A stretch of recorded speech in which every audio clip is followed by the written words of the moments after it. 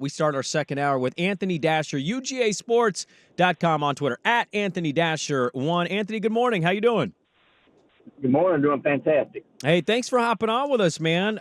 SEC Media Day was over a week ago. Just curious what your takeaways from SEC Media Day. Were you as annoyed about the Texas love as everybody else seemed to be given their first year in the conference? Well, you can kind of see that coming, I think, coming into this thing, being that it was in Dallas and all that, and all the people all over the Longhorns, and, of course, Oklahoma joining the league. And, yeah, it seemed like every coach who made their way to the podium was asked some question in some way, shape, or form about the new arrivals. I'm curious. It's an interesting offseason. Georgia coming in feels like the consensus number one. I mean, almost everybody is picking Georgia to be number one preseason, if not be the leader in the national championship conversation.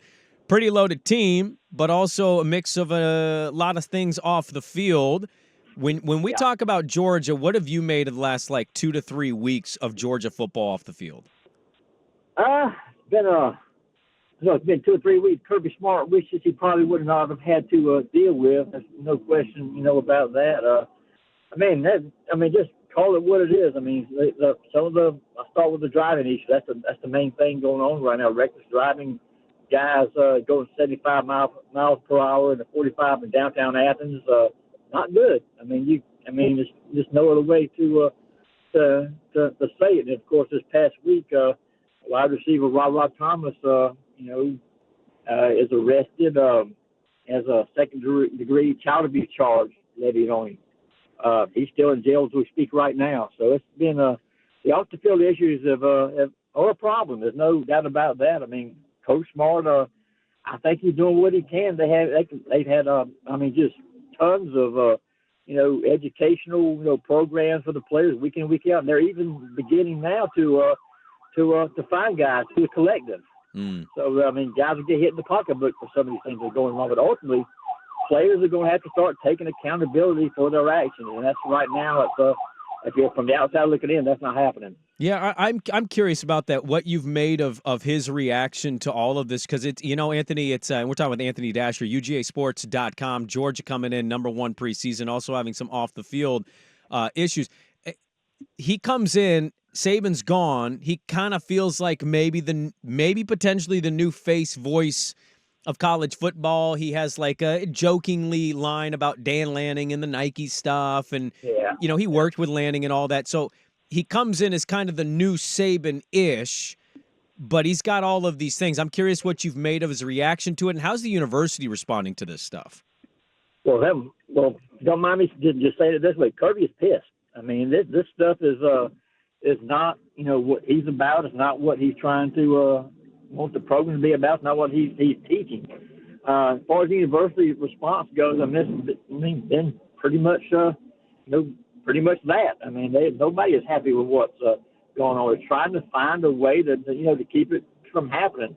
There have been suspensions. I think that's kind of a misnomer that a coach has not suspended players for some of the issues he has.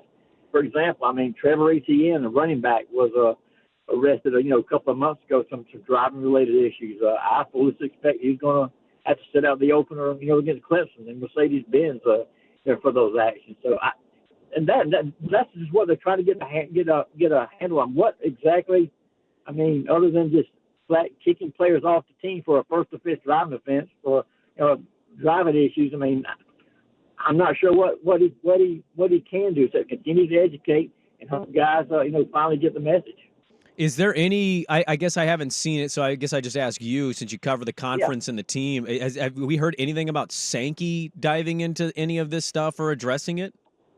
No, he's when he's been asked, he's left it. He leaves it up to the universities. And like I said, Georgia has a very specific student athlete handbook. What happens to guys, young ladies, student athletes when they cross the line, when they break the rules, and those punishments are adhered to. It's just I'm not sure if it's a combination of with NIL, guys have fast cars, guys want to see how fast they can go. Obviously, they can't do that. It's having a hard time getting it through their heads that that this stuff is wrong. They've just got to quit doing it, especially consider just 2 years ago that a player was killed Yeah. and some of the same stuff, reckless driving, cost someone their life. And one of the guys who was pulled over, I guess about 6 months ago, was actually pulled over like a half a mile from where this happened. So guys just are not getting the message. They're just trying to find a way to get these guys to understand you can't do this. It's a problem right now. That's what the coach is trying to figure out. Anthony Dasher's our guest here. UGAsports.com, on Twitter at Anthony Dasher1. How of the you get a glimpse into the Georgia Bulldog fans on a daily basis. How have they responded, you think, to all of this stuff? Well, dealing with fans, I mean, you can get different responses. That some fans want to blame the police. Why are they picking on poor innocent football players for speeding? Boys will be boys. You hear some of that sometimes, but then you got others who are very upset what's happening, putting a blight on the university, making the school.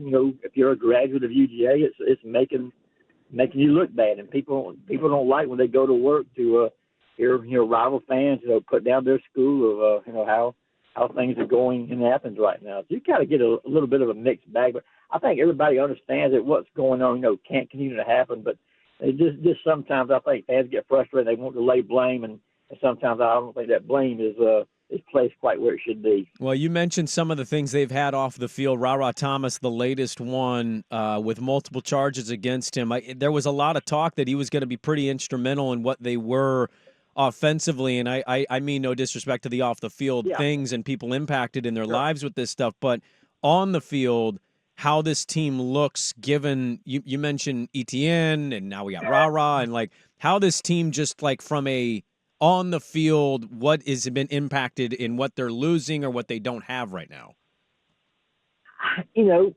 Obviously losing someone like ETN for the first game is going to hurt, but again, Georgia has some pretty good depth across the board. I mean, so even with some of these losses, they're incurring either through suspension or whatnot. They've got guys, capable players who I expect will be able to step in and compete. I mean, you mentioned Ra Thomas. He was I think I might have had him in my preseason depth chart. I think I had him as a second team guy. But they've got 7, 8, 9 other receivers who have received extensive playing time. Many of those have started games, and Georgia brought in 3 transfers over this past season. So even though they've had some guys missing and probably will have some other guys absent for the first week or so, I think they've got the depth to cover it. What is your expectations for Carson Beck? He's got a lot of preseason Heisman conversation around his name. Obviously, Dylan Gabriel with Oregon up here getting kind of similar stuff. What do we know about Carson Beck and how ready he is to kind of lead Georgia, which is interesting because we talk about Georgia as if they didn't, they had a letdown year. They lost one game and they just lost it at the worst possible time and get left out of the playoff. Maybe they were the best team in football last year. Carson Beck now is kind of the leader and getting a lot of the attention for Georgia. Yeah, well, last year the question was with Carson, how would he perform in a true road game? He didn't play a true road game last year until he went down to Auburn and won that one. This year, it's the question is can he do it again? Can he be better? And just everything, in talking to people within the program, talking to Carson himself, talking to Carson's teammates, he's taking it that next step to to borrow a cliche, right there. And Carson, I think, with the weapons around him, has a chance to be, I think, more effective than last season. Even losing a guy like Brock Bowers, who was best tight end I've ever seen in 20+ years of covering the program. But they added a guy like Benjamin Urasek, who was at Stanford, the past 4 seasons. He's going to come in and make a big contribution. So they've got, again, plenty of weapons. Carson, I think, with his experience, he's a very level-headed guy. I'm expecting a big year from him, and whatever success Georgia has this year is going to depend on him. What team in the SEC would scare Georgia the most? Not that Georgia's going to be scared per se, but what team maybe has the best challenge or ability to push Georgia off of the SEC mantle? Well, I'm obviously Alabama. I mean, I think, and even though they have the coaching change with Kellen DeBoer, that's going to be a tough game in Tuscaloosa. But I think the one game that everybody's kind of really got their eye on is that game in October at Texas. First time going also for Georgia to play a game. Tremendous hype around that one. Coach O'Keefe has another great, I think, team again this year, and that's going to be a crazy environment, and that's going to be one I think that if Georgia can get by that one, then I'll probably say yeah, and then kind of mark them down maybe for a national championship run. Anthony, we appreciate the time. I'll get you out of here with this one, man, because I know you're super busy. If they have one more incident, I'm just curious, like, is there a threshold here for the university with Kirby and potentially maybe getting suspended or getting in trouble in any way? Because it's one thing to not have you can't control what guys do in cars for sure. It seems to be happening to them the most of all the programs in college football. And so I'm curious, is there a point for the university where they have to step in with Kirby Smart here? I don't see that unless it's something, again, somebody, God forbid, dies, something of that nature. But no, I don't think you'll see, Coach. Because, again, I really don't know what else he could possibly be doing right now, short of just, kicking guys off the team for first offense driving issues.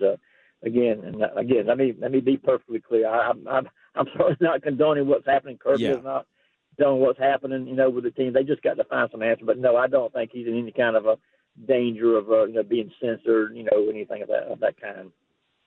All right, there we go. Anthony Dasher, UGA Sports. You can find him on Twitter at Anthony Dasher1. A little check-in with Georgia's very interesting offseason, and also the SEC season.